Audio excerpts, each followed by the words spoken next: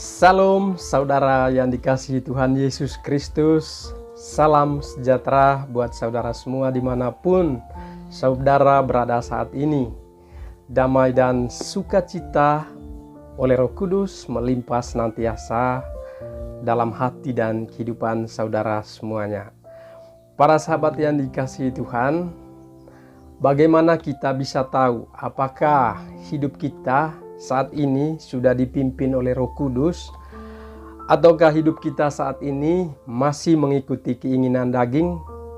Nah, keinginan daging bisa kita baca di Galatia 5. Contoh keinginan daging yaitu percabulan, kecemaran, hawa nafsu, penyembahan berhala, perseteruan, perselisihan, amarah, kepentingan diri sendiri, roh pemecah, pesta pora, kedengkian, kemabukan, dan masih banyak hal lainnya.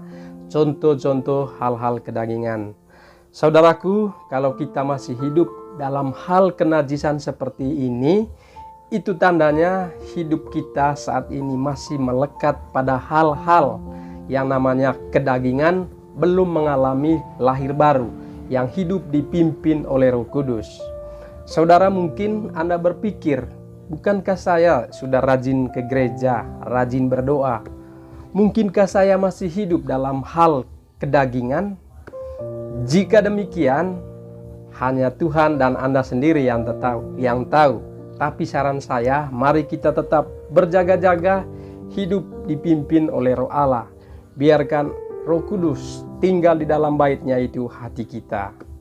Saudaraku, kalau kita tidak pernah menjaga hati kita, maka itu tandanya kita tidak menghargai Roh Kudus.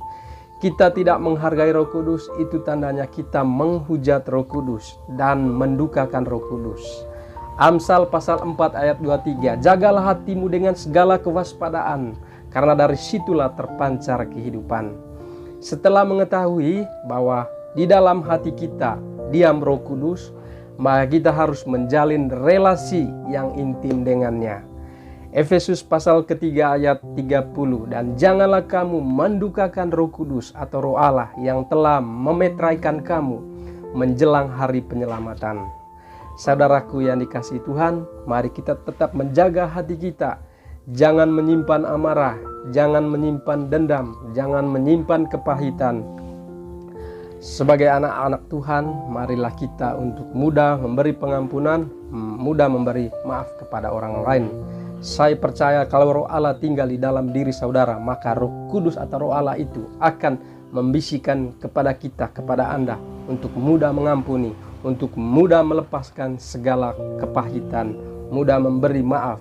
Tuhan ingin agar anak-anaknya tetap harus hidup saling mengasihi satu dengan yang lain. Jika kamu mengampuni dosa orang, maka Bapa di surga yang bertata di surga saat ini pun akan mengampuni dosa-dosa kita.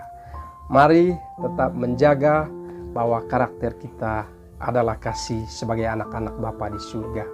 Mari tetap kita menjaga relasi dengan Roh Kudus, Roh Allah, penolong yang telah diberikan oleh Bapa kepada kita, untuk menyertai hidup kita sampai selama-lamanya kita kembali kepada Bapa di surga. Amin.